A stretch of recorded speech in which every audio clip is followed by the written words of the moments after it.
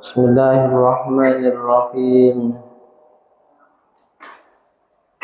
Binniyati liridha'illah wa lihusuli syafaati Rasulillah sallallahu alaihi wasallam wa liqadha'i hawaijina wa hawaijikum min hawaijid dini wad dunya wal akhirah wa lifutuhi qulubina wa qulubikum wa qulubihim وضوح العارفين وضوح العلماء العاملين الصالحين وعلى ما نووا بسلفنا الصالحون وإلى حضرة النبي المصطفى سيدنا ومولانا محمد صلى الله عليه وسلم وعلى آله وأصحابه أجمعين سلطان العارفين سيدنا الشيخ عبد القادر الجيلاني رضي الله عن سيدنا الشيخ بن حسن الشاذلي رضي الله عنه إلى حضرة جميع مشايخنا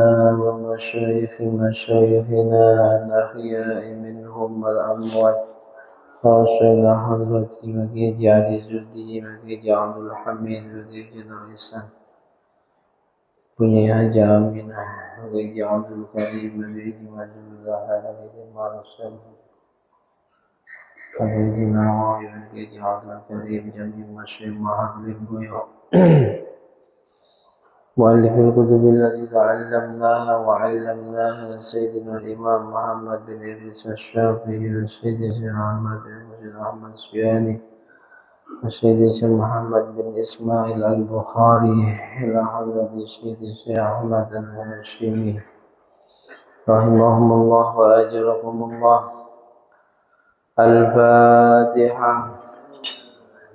أعوذ بالله من الشيطان الرجيم بسم الله الرحمن الرحيم الحمد لله رب العالمين الرحمن الرحيم مالك يوم الدين إياك نعبد وإياك نستعين اهدنا الصراط المستقيم صراط الذين أنعمت عليهم غير المغضوب عليهم ولا الضالين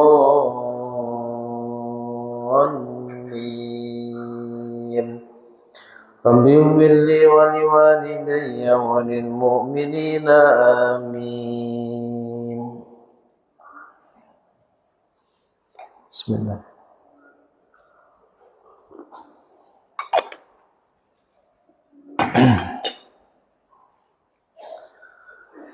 الحمد لله الذي هدانا لهذا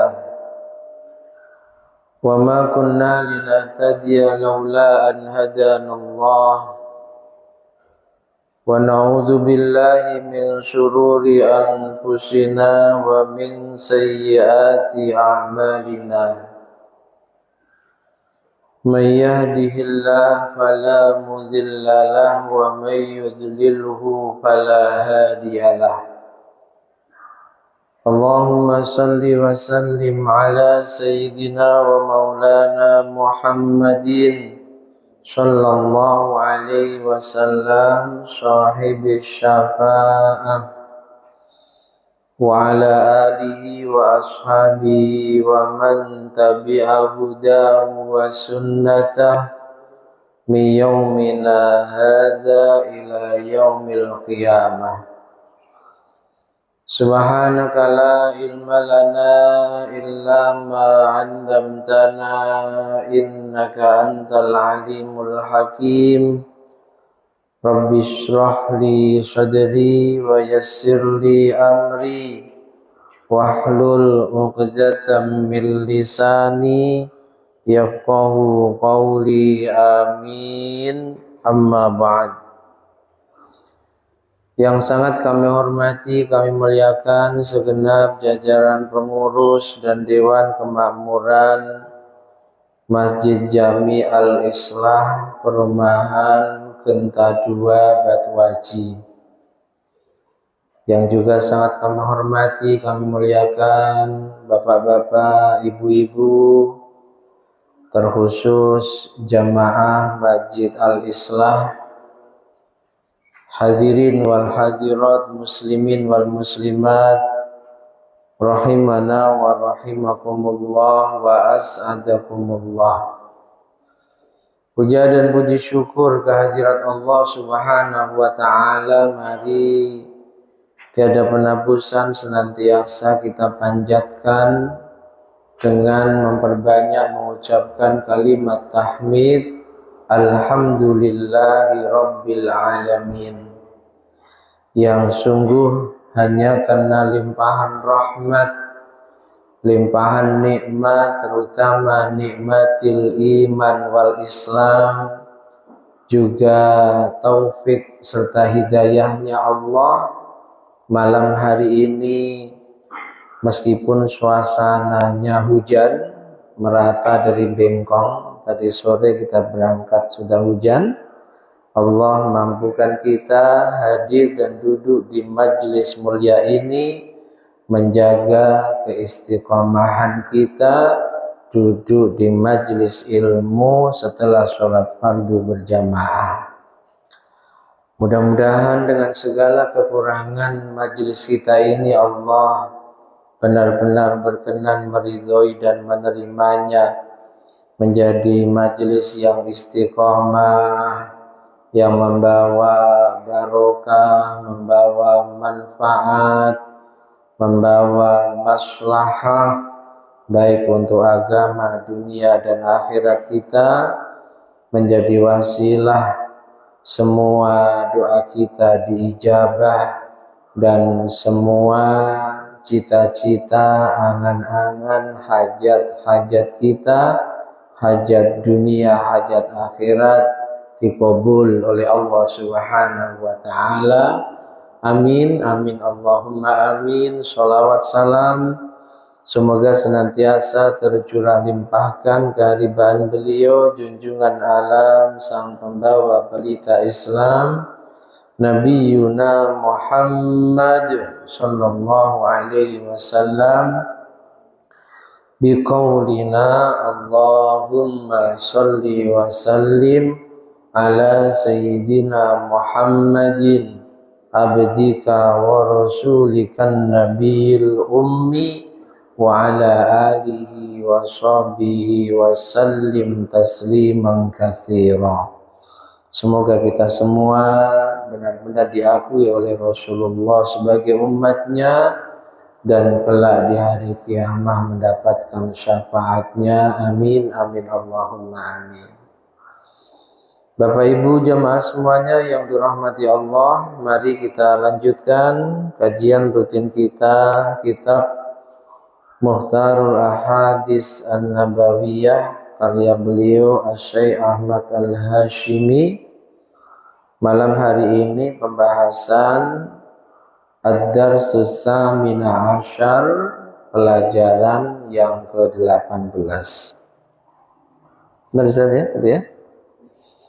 Bismillahirrahmanirrahim. Qala al-muallif rahimahullahu ta'ala wa nafa'ana bihi wa bi ulumihi wa bi asrarihi wa bi anwarihi fid dharain amin.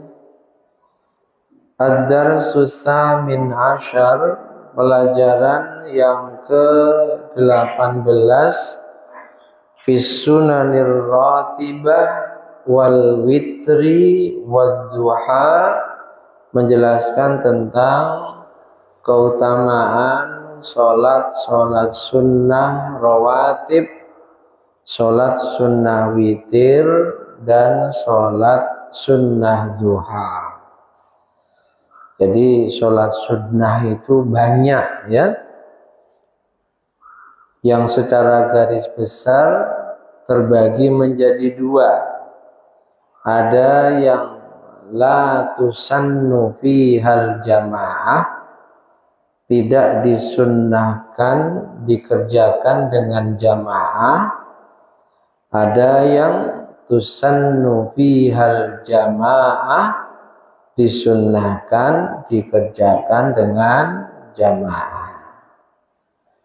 Yang disunnahkan dikerjakan dengan jamaah, sholat tarawih, sholat Idul Fitri, Idul Adha, sholat witir di malam-malamnya Ramadan, sholat gerhana, sholat istisqa, ini disunnahkan dikerjakan dengan berjamaah. Tidak harus.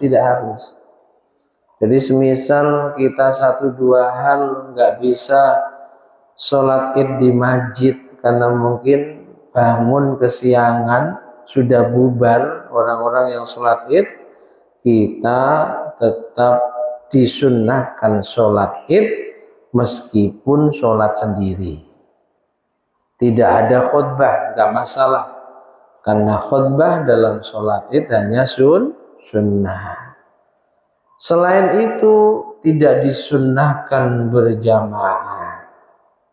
Tapi andai dikerjakan dengan jamaah, duha jamaah, hajat jamaah, apalagi sholat tasbih jamaah, tahajud jamaah. Bagaimana hukumnya? Hukumnya tidak masalah. Cuma apakah dapat keutamaan jamaah atau tidak?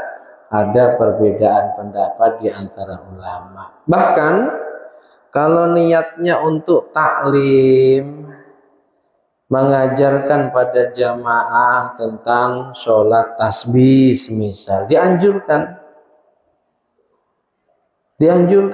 Niatnya untuk bimbing para santri agar terbiasa sholat duha, sehingga sebagian pesantren itu sholat duha berjamaah.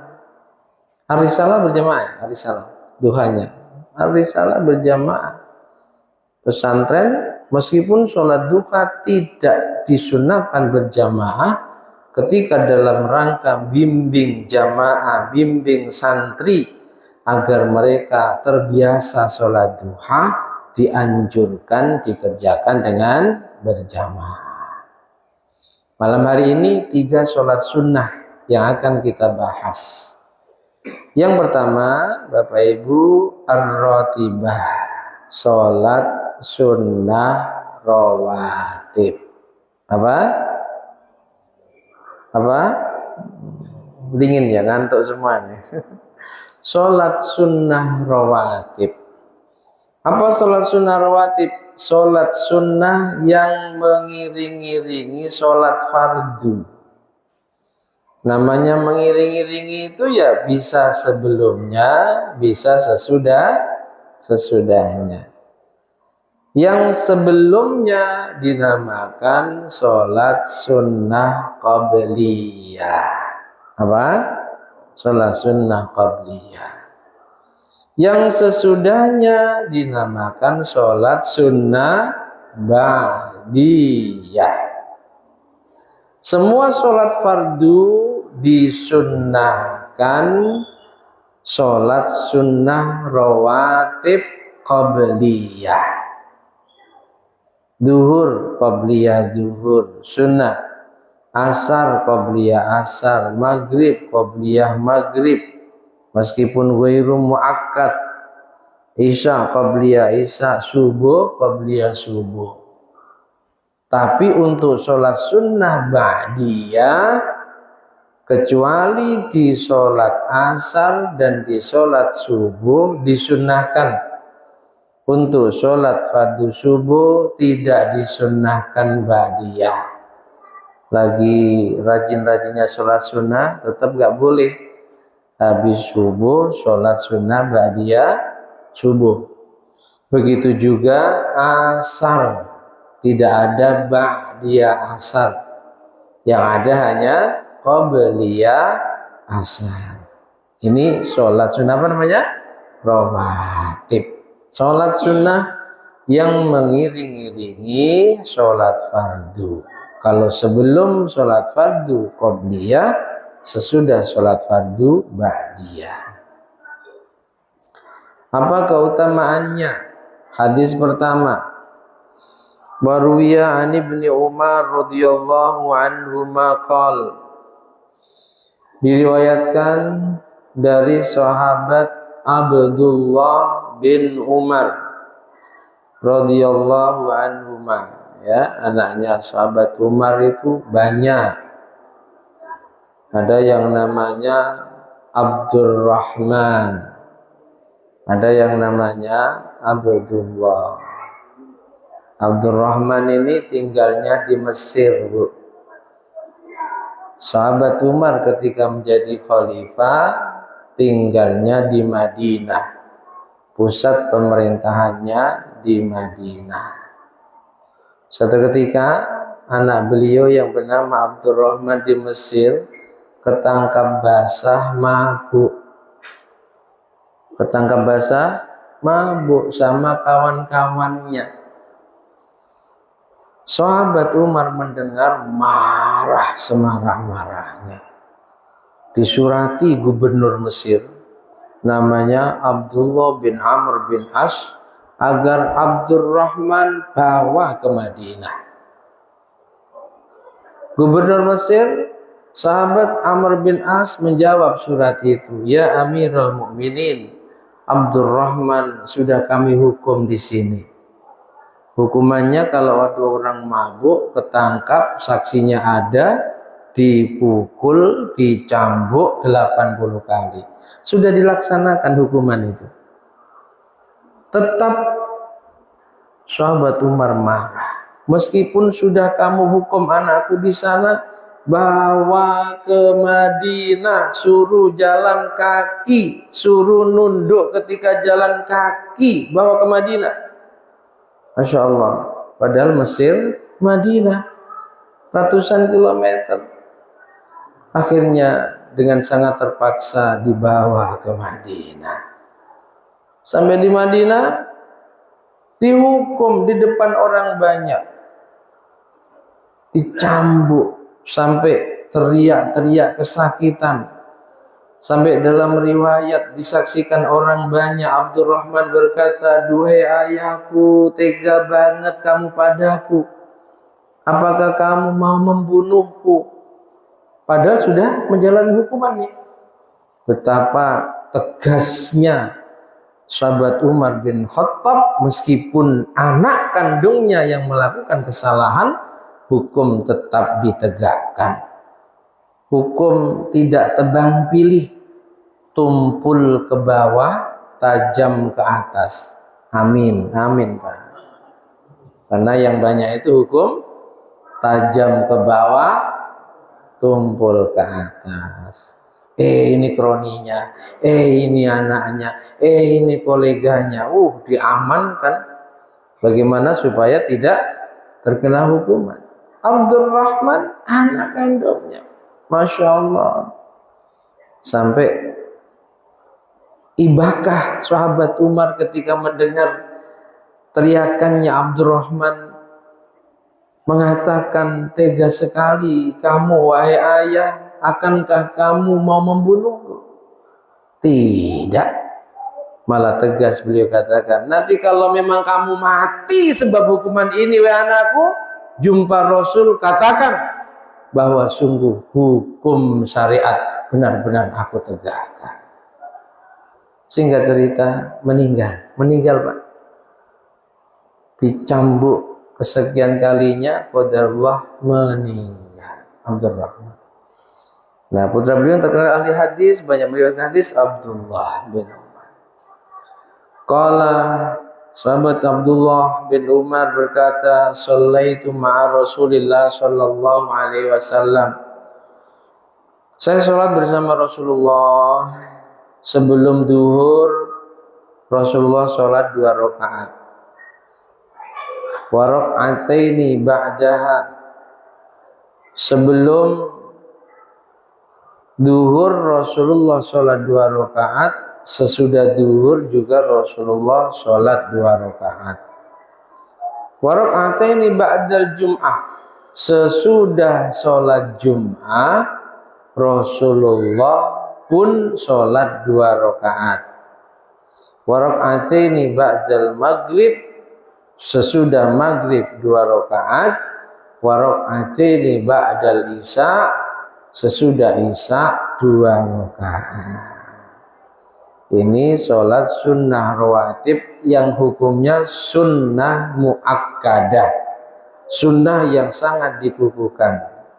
2 rakaat sebelum duhur, 2 rakaat sesudah duhur, 2 rakaat sesudah Jumat berdasarkan riwayat ini, 2 rakaat sesudah maghrib, 2 rakaat sesudah isya. Qabliyah maghrib gak ada dalam riwayat ini, tetap sunnah, tapi sunnahnya ghairu muakkadah. Apalagi qabliyah asar ghairu muakkadah berdasarkan riwayat ini. Karena tentang sholat rawatib itu banyak riwayat. Ada riwayat untuk duhur qabliyah ba'diyah 4 rakaat 4 rakaat. 2 rakaat cukup. Tapi ketika seseorang menjaga rawatib duhurnya 4 rakaat sebelum duhur, 4 rakaat sesudah duhur dijaga dengan benar, maka haramallahu badanahu minan nar. Badannya nggak akan tersentuh api neraka. Jadi kalau pengen kelak di akhirat langsung ke surga, mungkin hisab ialah hisab. Tapi harapan kita nggak lewat hisab, ya. Jadi dibangkitkan langsung digiring ke surga. Amin Allahumma. Andai tidak langsung dibawa ke surga, dikumpulkan di bawah aras, di bawah naungan arasnya Allah, nggak merasa kepanasan. Nunggu sampai manusia yang di mahsyar selesai dihisab, kita langsung ke surga. Amin Allahumma. Minimal dihisab, hisab kita dipermudah dan kita tidak transit di neraka.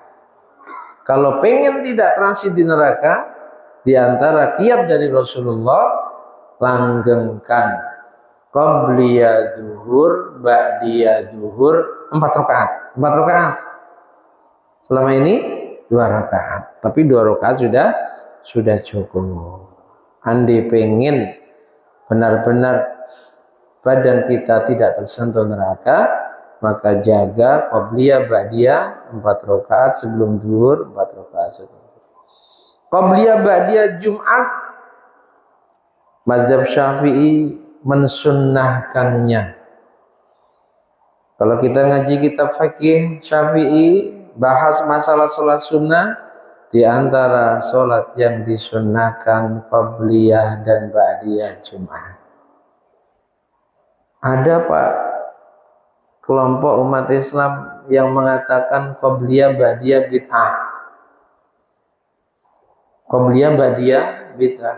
Mereka nggak pernah mau qabliyah ba'diyah dalam sholat Jumat. Yang lain setelah azan sholat, ya mereka nggak mau sholat. Ada kan? Di sini mungkin juga ada. Karena memang paham mereka seperti itu. Kalau dalam mazhab Syafi'i dan mayoritas ulama ahli fikih, qabliyah ba'diyah Jum'ah disunnahkan. Kalau dalam kitab-kitab fikih Syafi'i, Jum'ah itu sebagai ganti dari sholat duhur. Maka apa yang disunnahkan di sholat duhur itu juga disunnahkan di sholat Jumat. Di antaranya qabliyah duhur, ba'diyah duhur, qabliyah Jumat, ba'diyah Jumat. Andai kita nggak ngerjakan nggak apa-apa. Cuma masalahnya kan terus bid'ahkan itu loh. Bid'ahkan orang yang ngerjakan qabliyah. Nggak apa-apa kok. Mereka nggak tahlilan juga nggak apa-apa. Mereka nggak mau yasinan juga nggak apa-apa. Tapi kita jangan diam ketika kita yasinan disalah-salahkan. Kita jangan diam ketika tahlilan disalah-salahkan. Apalagi sampai disirik-sirikan amalia kita. Harus tampil untuk menjawab dengan dalil bahwa amaliyah yang telah diwariskan berabad-abad lamanya oleh para leluhur kita, para ulama kita adalah amaliyah yang berdasarkan dalil, bukan bid'ah yang sesat sebagaimana yang mereka tuduhkan. Paham ya? Kalau memang bid'ah sesat, sepakat itu. Cuma permasalahannya sesuatu yang menurut ulama kita enggak bid'ah sebab ada dalil, di bid'ah-bid'ahkan ya. Jadi qobliyah, ba'diyah Jumat, sunnah. Sunnah itu ya enggak apa-apa enggak ngerjakan, tapi rugi.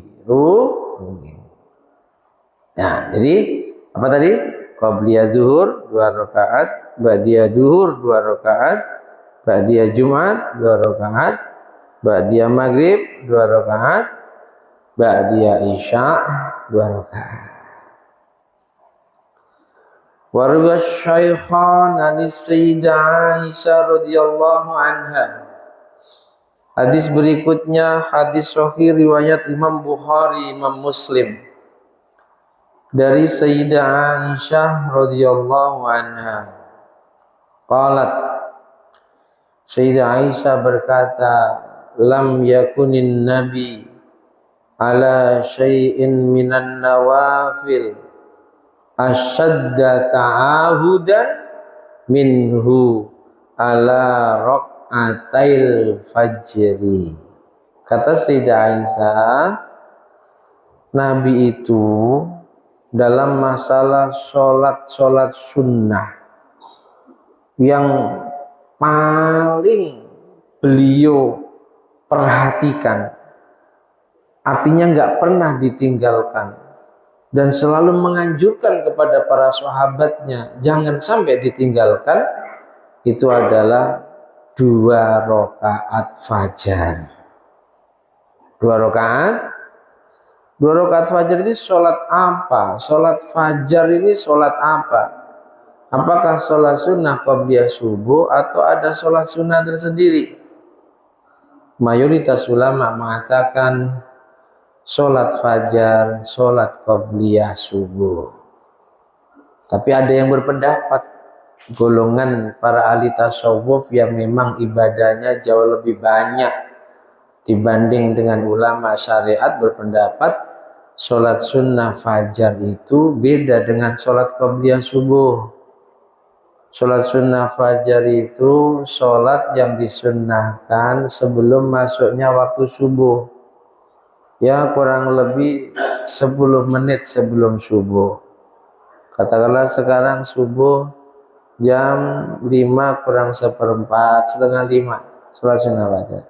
Tapi mayoritas ulama sholat sunnah fajar adalah sholat qabliyah subuh. Nabi sangat memperhatikan itu. Sampai suatu ketika Nabi setelah sholat subuh ngimami sahabat, beliau sholat 2 rakaat. Yang sebelumnya nggak pernah dilakukan Nabi, karena memang ba'diyah subuh itu nggak ada. Nabi berdiri sholat sunnah 2 rakaat. Setelah sholat sunnah 2 rakaat, sesudah sholat subuh, sahabat bertanya, ya Rasulullah, apakah ada syariat baru ba'diyah subuh disunahkan? Beliau jawab, oh tidak. Tadi saya bangunnya agak kesiangan, sehingga belum sempat sholat qabliyah subuh di rumah. Nabi itu kalau sholat sunnah di rumah, sholat wajib di masjid. Pak, sholat sunnah di rumah. Nabi memperbanyak sholat sunnahnya di rumah. Bukan kok berarti nggak boleh di masjid, boleh. Tapi rumah itu ya gunakan juga untuk sholat. Jangan rumah dibangun dengan biaya yang mahal. Kita mengumpulkan harta untuk bangun rumah sampai kaki jadi kepala, kepala jadi kaki, banting tulang, peras keringat, sama sekali nggak pernah kita gunakan untuk sholat. Rumah yang tak pernah digunakan untuk sholat, rumah yang tak pernah digunakan untuk ngaji, Pak, itu dilihat penduduk langit, nggak ada sinar, gelap, rumah hantu, rumah Tapi kalau rumah yang sering digunakan untuk sholat, rumah yang sering digunakan untuk baca Quran, dzikir, dilihat oleh penduduk langit bersinar terang, sebagaimana kita penduduk bumi melihat bintang Suroya yang begitu terang di kegelapan malam. Rumah malaikat. Jadi rumah itu ada rumah hantu, ada rumah malaikat. Jangan kalian jadikan rumahmu menjadi kuburan. Nawwiru buyutakum, tapi sinari, terangi rumah-rumahmu dengan sholat dan dengan baca Al-Qur'an. Jadi Nabi kalau sholat sunnah sering di rumah. Makanya kejadian itu Nabi jelaskan, tadi saya belum sempat qobliyah subuh di rumah, saya langsung ke masjid ngimami. Sholat yang baru saja aku lakukan, ini sholat qobliyah subuh. Saking besar manfaat dan keutamaannya, sampai pernah Nabi meninggalkan pun dikerjakan sesudah sholat fardu subuh. Dari dalil ini Bapak Ibu, sholat qobliyah boleh dikerjakan sesudah sholat fardu. Boleh. Semisal kita datang ke masjid, sudah jamaah, langsung gabung. Jangan sholat qobliyah dulu. Nanti kalau memang pengen jaga istiqomah qobliyah sesudah sholat fardu. Qobliyah isya, qobliyah maghrib, qobliyah zuhur dan seterusnya. Tapi sholat ba'diyah nggak boleh dikerjakan sebelum sholat, nggak boleh. Karena datangnya awal, setelah azan sudah sholat qobliyah, bahkan 4 rakaat, sudah dzikir doa lama, imamnya nggak datang-datang. Lalu daripada nganggur sholat ba'diyah dulu lah, nanti setelah sholat fardu langsung pulang, nggak boleh. Jadi kalau ba'diyah nggak boleh dikerjakan sebelum sholat fardu, tapi kalau qobliyah boleh dikerjakan sesudah sholat. Apa alasannya? Karena belum masuk waktu. Ba'diyah itu harus sholat fardu dulu. Kalau belum sholat fardu, belum masuk waktunya sholat ba'diyah. Kalau qobliyah sudah.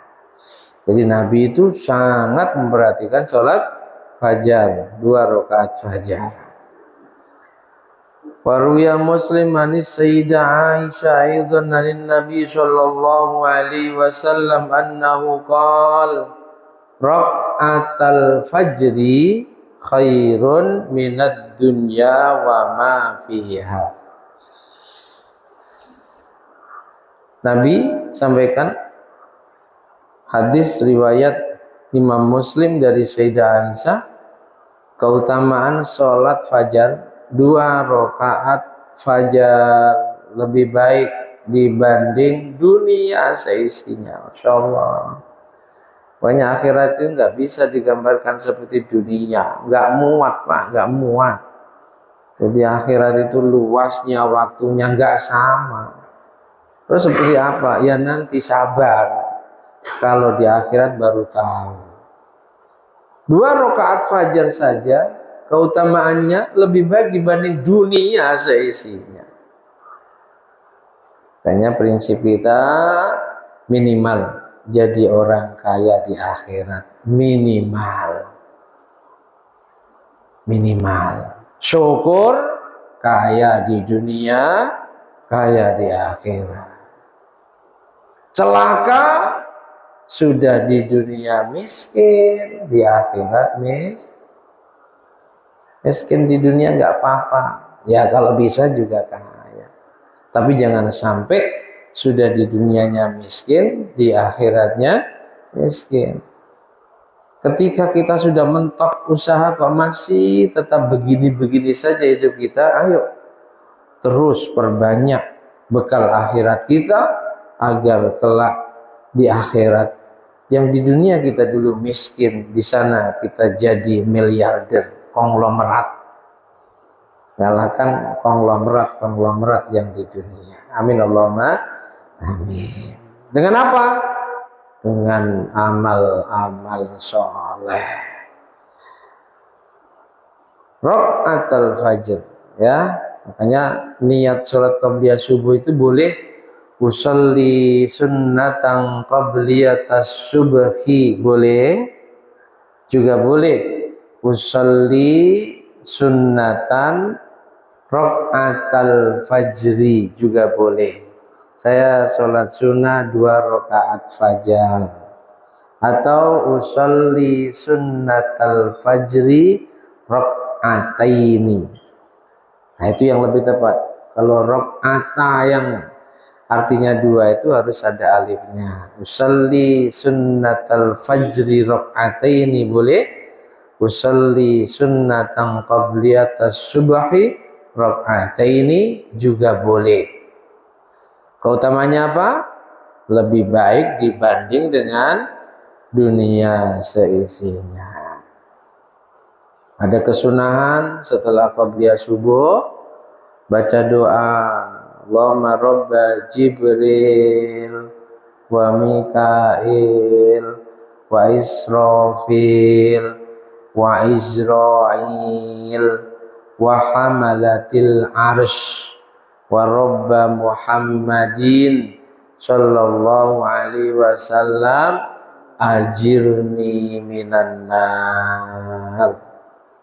Orang yang baca doa itu, Allah mau ngadab malu, Allah mau nyiksa malu. Baca apa Pak? Allahumma, hafal nggak? Belum? Baru dengar? Baru dengar? Alhamdulillah, alhamdulillah. Meskipun telat dapat ilmu itu, ya.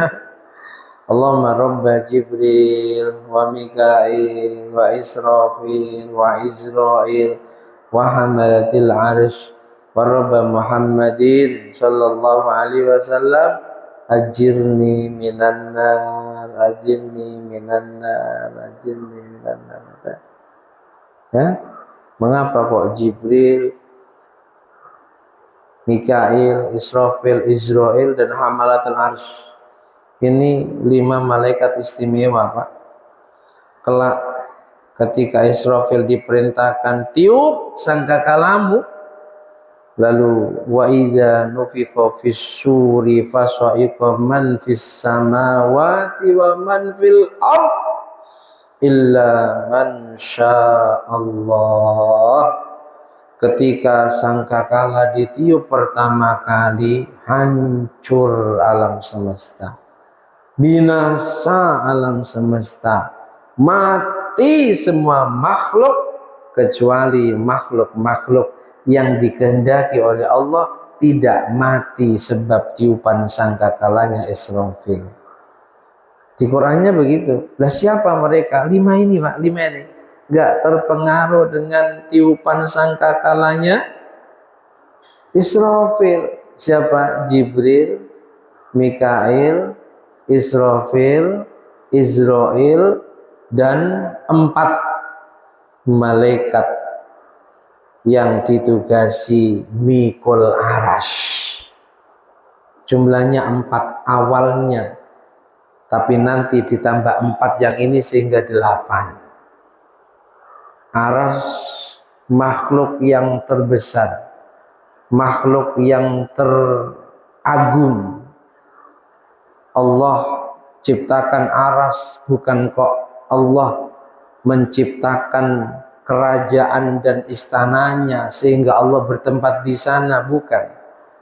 Tapi Allah menciptakan aras untuk menunjukkan kemahakuasaannya Allah.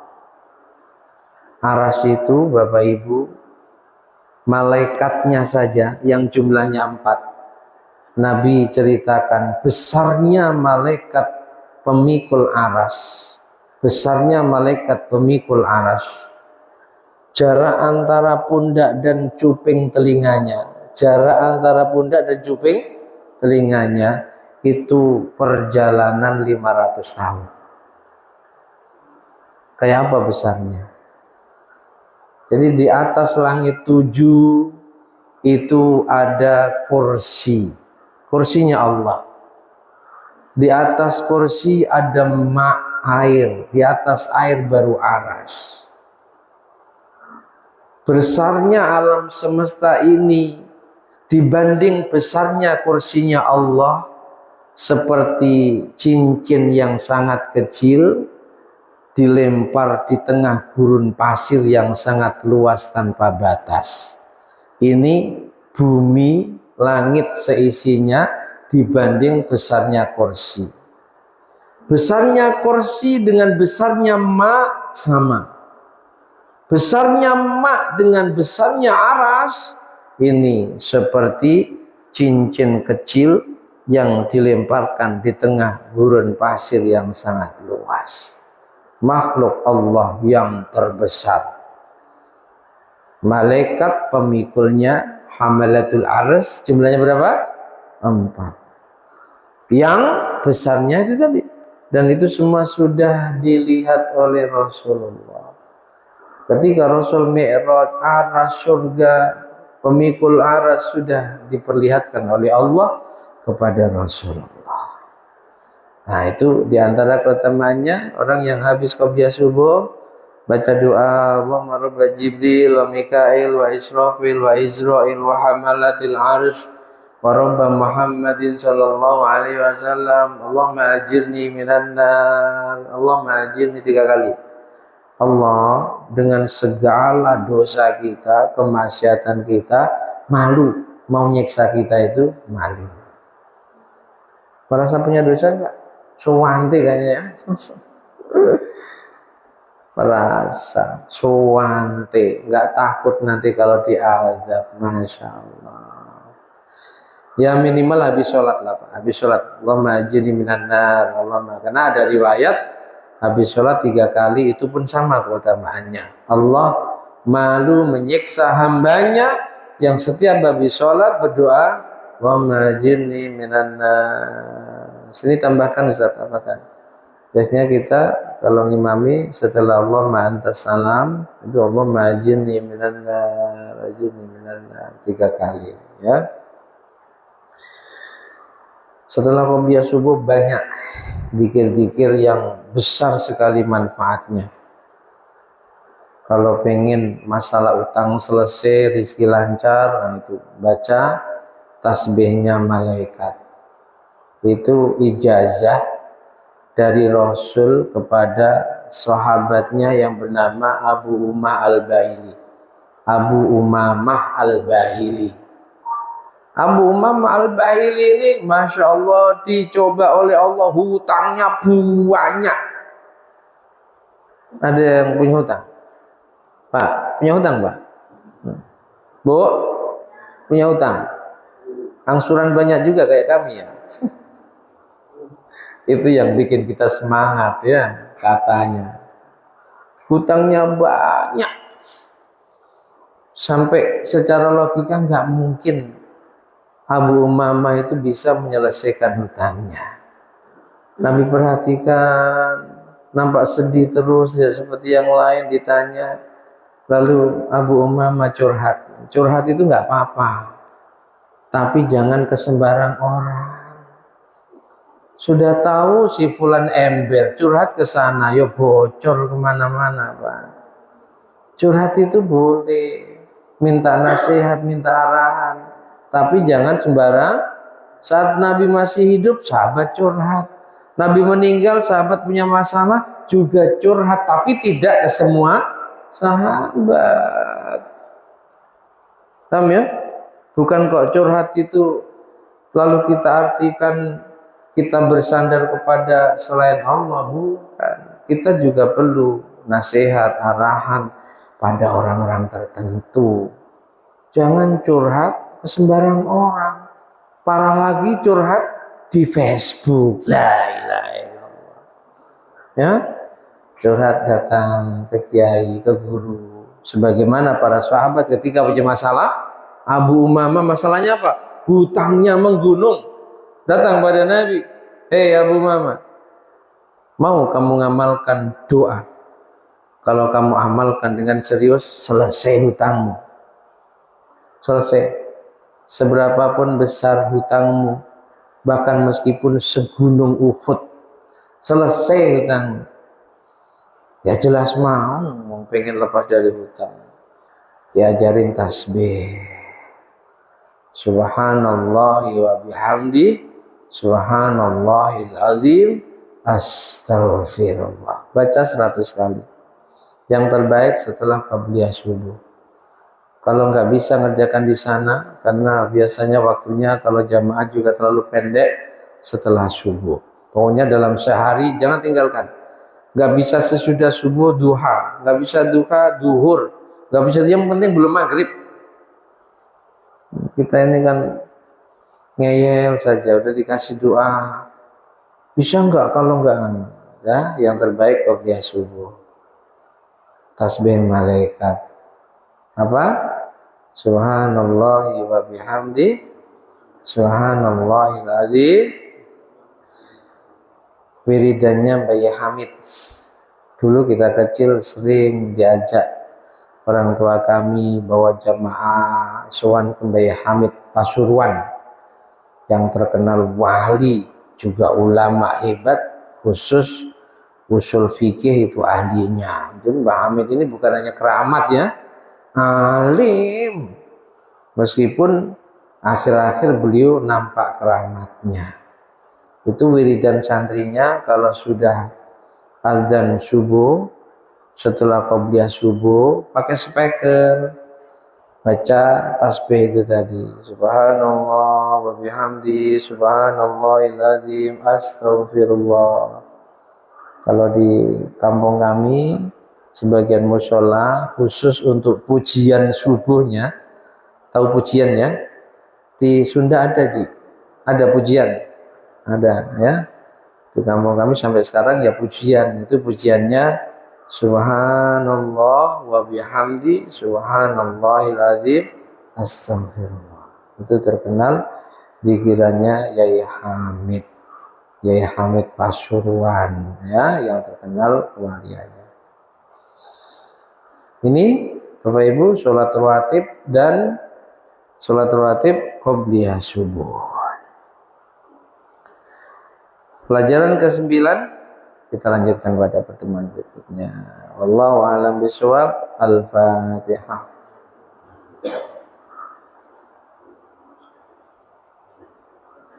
Subhanallah.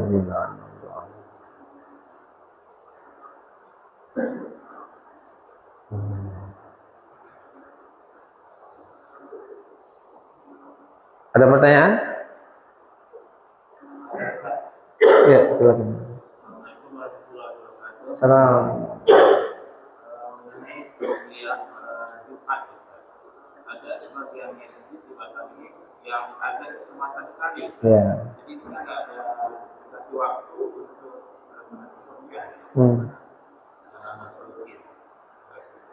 Qabliyah Jumat, kalau kita Jumatan di masjid yang adanya cuma sekali, ya otomatis kita nggak bisa melakukan sebelum sholat. Tapi sholat qabliyah itu kan bisa dikerjakan sesudah sholat fardu. Kalau pas kita Jumatan di masjid yang adanya cuma sekali dan kita pengen jaga istiqomah qabliyah Jumat sesudah Jumatan, silakan dikerjakan qabliyah dan ba'diyah. Sebagaimana Nabi mengerjakan qabliyah subuh sesudah sholat fardu subuh. Ya, kan ada nih, adalah di Batam ini, ya karena lebih dari 3 banyak, tapi kalau di persentase tetap sedikit. Sini berapa? Adanya berapa? Ya. Jadi qabliyah Jumat, ba'diyah Jumat sunnah. Tapi bagi mereka bid'ah, makanya mereka nggak mau kita kanan kirinya belakang semuanya sholat, ya dia duduk aja. Padahal mayoritas ulama menghukumi sunnah qabliyah Jum'ah, ba'diyah Jum'ah. Kalau dalam mazhab Syafi'i sekali lagi, karena Jumatan pengganti zuhur, maka apa yang disunnahkan dalam sholat zuhur disunnahkan juga. Jadi kalau pengen jaga istiqomah, dikerjakan sesudah sholat Jumat. Qobliyah boleh dikerjakan sesudah sholat fardu. Kalau ba'diyah nggak boleh dikerjakan sebelum sholat fardu. Makasih. Ya, yang lain, Bu? Bu, Nanto ya? Ada, silakan. Tenang.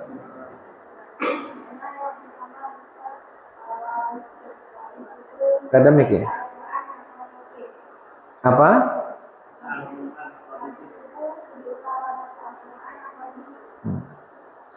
Habis subuh lebih utama baca Quran apa zikir? Atau ngaji, ngikuti kajian? Semuanya baik. Sengaja amal soleh itu banyak agar ada pilihan. Sebab kecenderungan seseorang melakukan kebaikan antara satu dengan yang lain gak bisa disamakan. Ada orang yang kalau baca Quran betah luar biasa. Satu duduk bisa 2-3 juz. Tapi kalau diajak ngaji seperti ini, malesnya luar biasa. Ada itu, ada. Ada yang sebaliknya. Kalau baca Quran semangat oke, kopi sudah diminum, baru setengah halaman, shadaqallahul adzim. Tapi kalau diajak ngaji, meskipun hujan, panas terik, semangatnya luar biasa. Ada orang yang baca Quran males, diajak ngaji pun males, jamaah juga males, tapi sedekahnya luar biasa, ada itu. Sedekah luar biasa. Tapi untuk ibadah yang sifatnya mahdhah murni itu males, tapi dia tetap melakukan lagi, ada. Maka memang itu disengaja oleh Allah agar kita punya banyak pilihan. Ada orang baca Quran itu nggak betah. Sholat sunnah 100 rakaat semangat, seneng, merasakan nikmat itu ada. Lah kita ini yang mana? Kita yang mana? Jangan-jangan baca Quran juga nggak kuat lama, ngaji pun nggak bisa istiqomah, semuanya serba minimalis. Nah, ini begini ya. Jadi habis subuh ada banyak zikir dianjurkan. Habis subuh baca Quran juga baik, dan baca Quran bagian daripada zikir. Ada hadis, man shallal ghodata, siapa yang sholat pagi subuh fi jama'atin, jamaah, faqa'ada, lalu dia nggak pulang, duduk di situ, summa yadhkurullah, dia zikir pada Allah. Zikir bisa zikir mengucapkan kalimat-kalimat thayyibah, istighfar, tasbih, la ilaha illallah dan yang lain. Zikir juga bisa baca Quran. Zikir juga bisa ikut pengajian, baik yang menyampaikan ilmu maupun yang mendengarkan ilmu, itu mereka sedang berzikir. Hatta tatlu asyams, sampai syuruk, terbit matahari. Hari ini kalau tidak salah jam 5:48 ya, atau lebih 55, kurang lebih lah, terbit matahari. Lalu summa shalla raka'atain, dia sholat 2 rakaat. Maka kata Nabi, falahu ajru hajjatin wa umratin tamah. Baginya pahala haji umrah yang sempurna.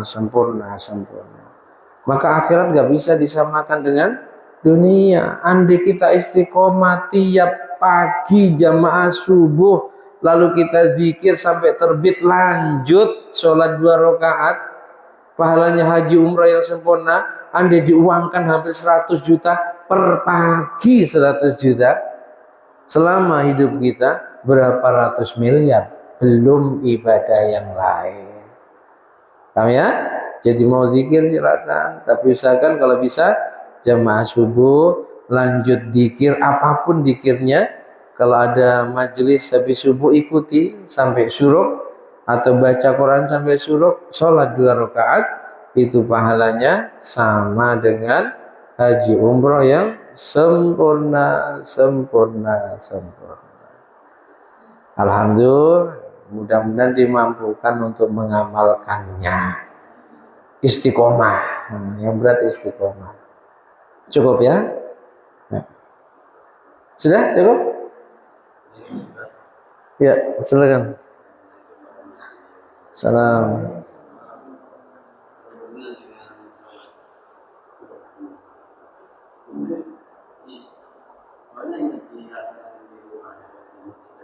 Oh, sholat syuruk. Ya. Sholat syuruk yang terbaik di tempat jamaah.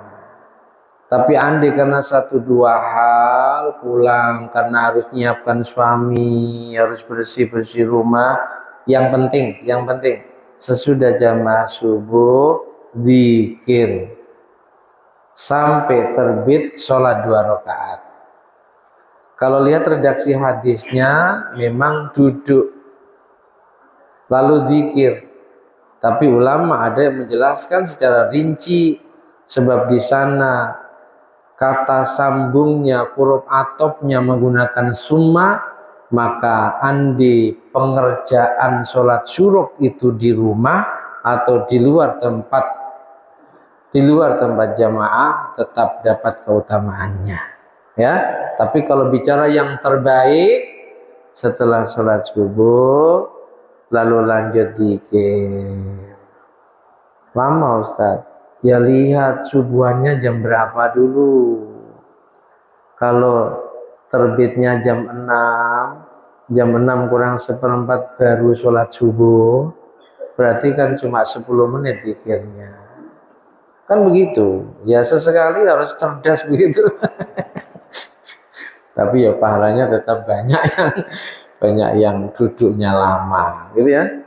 Jadi kalau ada pertanyaan lama, yo tergantung subuhanmu jam piro, ya. Kalau semisal bangun 5:30 kan itu masih waktu subuh. Waktu subuh itu kan sampai terbit matahari, meskipun terkadang fenomena alam, katakanlah syuruk jam 6, ya, 5:30 sudah terang benderang. Meskipun demikian tetap itu masih waktu subuh. Karena waktu subuh itu min tulu'il fajri, mulai dari terbitnya fajar shodiq ila tulu'i syamsi, sampai terbitnya. Jadi kalau di jam kemenak syuruk jam berapa? Jam 6 semisal, selama belum jam 6 meskipun langit terang benderang, ya masih waktu subuh. Betul ya? Nah, kita ini kan kalau terus istiqomah sholat subuhnya awal lalu zikir lama sampai terbit, kan banyak yang nggak kuat. Maka bagaimana? Ya sesekali itu. Yang penting setelah sholat zikir terbit. Kalau sholat subuh kita kok 15 menit sebelum waktu habis, berarti kan buat sholat 5 menit, zikir 10 menit, langsung sholat sunnah. Gak nyarankan itu ya, tapi harus dijelaskan biar paham. Karena kalau nggak dijelaskan, orang mahamnya, berat itu, bisa 1 jam duduknya itu. Nah, harus dijelaskan. Ya tergantung subuhanmu jam berapa. Paham ya? Bisa dipaham kan? Tapi jangan lalu itu terus diamalkan. Ya, jadi yang terbaik di tempat, ya. Hubungannya dengan sholat. Ya. Katanya ada waktu yang diharamkan. Ya. Cukup. Ada 5 waktu yang diharamkan untuk sholat. Ini kalau ngaji fikihnya yang dikaji kitab yang agak panjang lebar bahasannya, keterangannya bukan hanya seperti itu.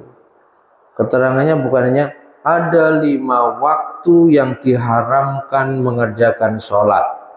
5 waktu itu: 1, sesudah subuh sampai terbit. 2, mulai terbit sampai naik penggalan. 3, waktu istiwa kecuali hari Jumat dan di Makkah. 4, sesudah sholat asar sampai matahari terbenam. Matahari terbenam meskipun sedikit. Dan 5, ketika matahari benar-benar terbenam, tidak nampak, berganti malam. Ini tidak semua sholat sunnah diharamkan. Yang diharamkan itu 1, sholat sunnah mutlak. Sholat yang tidak punya waktu, tidak punya sebab. Tergolong sholat sunnah mutlak, sholat sunnah tasbih. Nggak boleh dikerjakan di 5 waktu ini. Yang kedua, sholat sunnah yang punya sebab dan sebabnya diakhirkan dari sholat. Kalau sebab sholat dibarengkan dengan sholat atau sebelum sholat, maka boleh sholat di 5 waktu itu. Jadi sholat sunnah itu begini Pak, ada yang tidak punya waktu, tidak punya sebab. Ada yang punya waktu, punya sebab. Tahajud punya waktu, nggak boleh siang hari. Witir punya waktu, nggak boleh siang hari. Apalagi duha punya waktu, nggak boleh di luar waktu duha. Ada yang nggak punya waktu, sholat hajat siang malam boleh. Sholat sunnah mutlak boleh. Ada yang punya sebab, sebabnya dibarengkan dengan sholat. Apa? Sholat tahiyat masjid. Mengapa kamu sholat? Memuliakan masjid. Karena aku masuk masjid, aku sholat sunnah tahiyat masjid. Ini sholat sunnah punya sebab, sebabnya dibarengkan dengan sholat. Ada sholat sunnah yang sebabnya diakhirkan dari sholat. Kenapa kamu sholat? Mau ikhram. Antara sholat dengan ikhramnya duluan mana? Duluan mana? Duluan mana? Sholat sunnah ikhram itu yang sudah haji, sudah umroh, masa lupa. Sholat sunnah ikhram itu antara sholat sunnahnya dan ikhramnya, ikhram niat umroh, niat haji, duluan mana? Duluan mana? Hah? Ji, lupa Ji. Baru 2019 lupa. Duluan sholat. Sholat sunnah ikhram itu sholat yang disunnahkan sebelum ikhram. Jadi sebelum kita niat umroh, disunahkan mandi ikhram, disunahkan sholat sunnah. Berarti ada sholat sunnah, dia punya sebab, sebabnya diakhirkan dari sholat. Kenapa kamu sholat? Kenapa kamu sholat? Karena aku mau ikhram. Ini yang nggak boleh dikerjakan di 5 waktu itu. Tapi kalau penyebab sholat itu bareng, contoh tahiyat masjid, bareng contoh sholat hajat, bareng contoh sholat syuruk. Kenapa kamu sholat? Ya karena terbit matahari. Paham? Atau didahulukan sholat sebabnya. Kenapa kamu sholat? Sholat jenazah contoh. Atau sholat qadha. Loh, kamu sholat apa? Kenapa kamu sholat? Ngodok. Kemarin ada masalah, nggak mood, jadi nggak sholat. Sekarang sudah sadar, ngondok. Berarti sebab dia sholat, ngondok sholat yang sudah lewat. Nah ini boleh dikerjakan di 5 waktu itu. Yang dilarang 1, sholat sunnah mutlak, sholat sunnah tasbih, sholat sunnah yang penyebabnya diakhirkan. Itu dilarang. Contoh sholat sunnah ikhram. Kalau selain itu sholat sunnah yang penyebabnya dibarengkan, tahiyat masjid, habis asar semisal, sebelum maghrib sudah ke masjid, tahiyat masjid, gak dilarang kan? Gak dilarang. Padahal itu kan waktu yang diharamkan sesudah sholat asar sampai terbenam matahari, tahiyat masjid.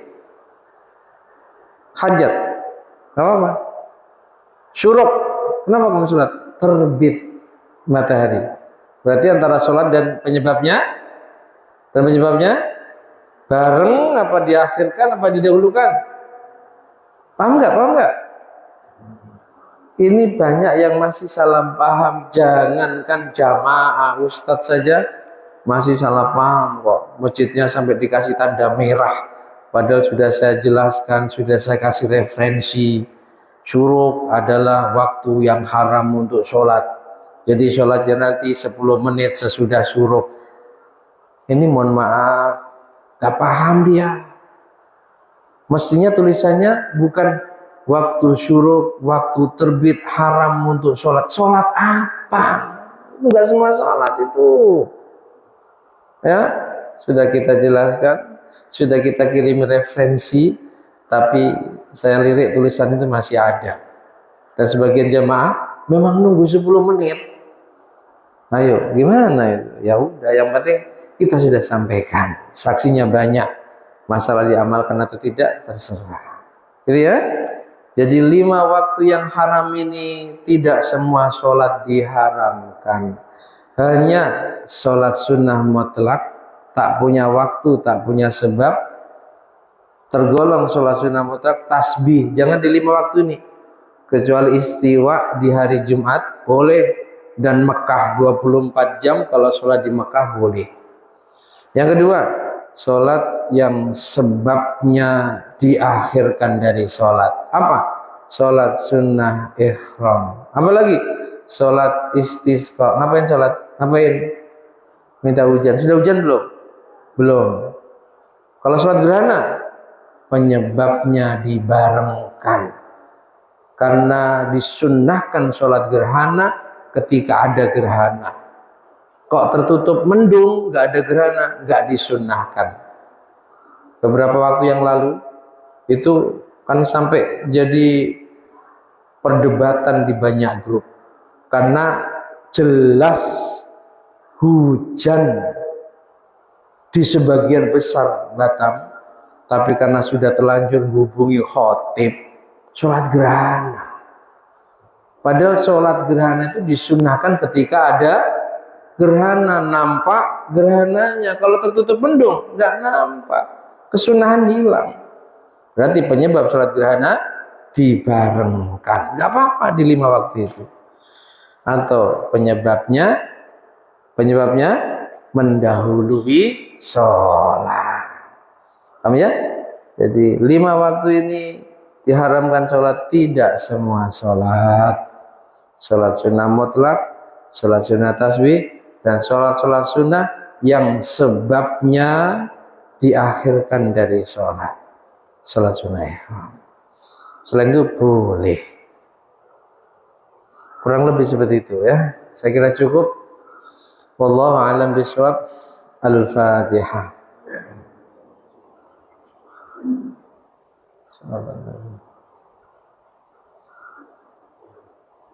Bismillahirrahmanirrahim. Alhamdulillahi rabbil alamin. Allahumma salli wa sallim ala sayyidina Muhammad wa ali sayyidina Muhammad. Allahumma ja'al jam'ana hadza jam'an marhuma wa ja'al tafarruqana min ba'dihi tafarruqan ma'suma. Allahumma anfa'na ma 'allamtana wa 'allimna ma yanfa'una wa zidna ilman nafi'a wa amalan shalihan. Allahumma ja'alna min ahli istiqamah. Ya Allah, mampukan kami menjadi hamba-hambamu yang ahli istiqamah. Ya Allah, mampukan kami menjadi hamba-hambamu yang ahli istiqamah. Anugerahkan kepada kami saat menghadapmu husnul khatimah, husnul khatimah. Allahumma wasi' alaina rizqana wa 'atif alaina khalqa wa sallallahu ala sayyidina Muhammad wa alihi wa sahbihi wa sallam. Walhamdulillahi rabbil alamin. Bismillahirrahmanirrahim. Wal 'asri innal insana lafi khusrin illa alladhina amanu wa 'amilus solihati wa tawassaw bil haqqi wa tawassaw bis sabr.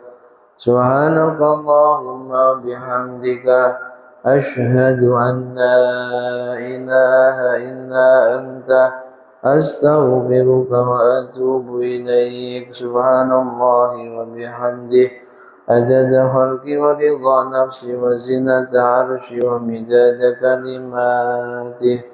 Subhanallahi wa bihamdihi عدد خلقي ورضا نفسي وزنة عرشي ومداد كلماته سبحان الله وبحمده عدد خلقي ورضا نفسي وزنة عرشه ومداد كلماته سبحان الله والحمد لله ولا إله إلا الله والله أكبر ولا حول ولا قوة إلا بالله العلي العظيم عدد ما علم الله وزنة ما علم الله وملء ما علم Allah.